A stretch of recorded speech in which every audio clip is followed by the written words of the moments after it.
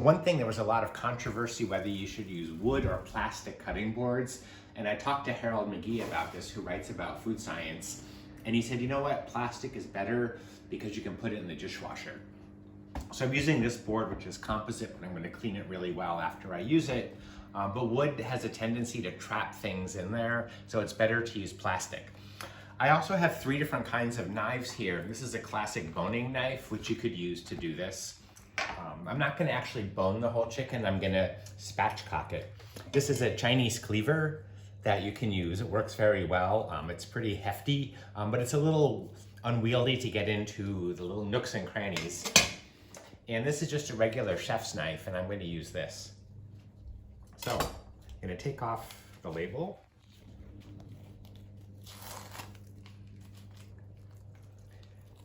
For some reason, labels don't come off easily in France, like price tags. And somebody told me it's because in the stores, they don't want people stealing things. They don't want people taking off the price tags. So that explains that. So I'm just gonna take this string off. This is an elastic that they put on if you want to roast the chicken. This one didn't have anything in it. It didn't come with giblets or anything. I'm gonna take off this extra fat.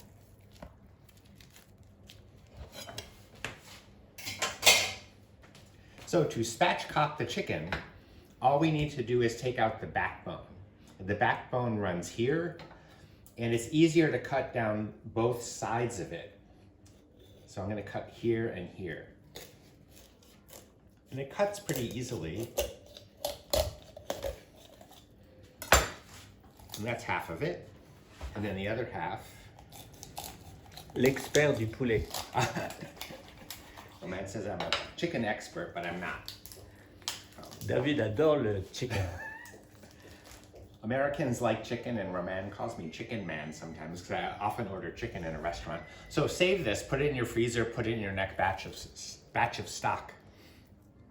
So this is called a poulet crapaudine, which means bullfrog, because allegedly it resembles a bullfrog after you do it. C'est une technique portugaise. Boy, Roman said it's a Portuguese technique. I'm not sure, but you can buy spatchcocked chickens at the supermarket. Actually, you can buy spatchcocked chickens at the markets. The one thing about spatchcocking a chicken is that it cooks evenly. Often people are worried that breast gets dried out and then the legs and the thighs are moist. Same thing with turkey. So people will spatchcock a turkey or a chicken to have it, make it cook more evenly. For this recipe, it's better to spatchcock it because you want it to cook evenly. The breastbone is right here. It's a good idea just to poke your knife into it and cut it. This one's pretty soft. We're almost done. Then you want to give it a shiatsu massage, I call it. And you just want to flatten. Osteopathy. Wait, Roman says it's osteopathic. All right, so there we have our spatchcock chicken, and I'm going to marinate it for this recipe. En robe de chambre.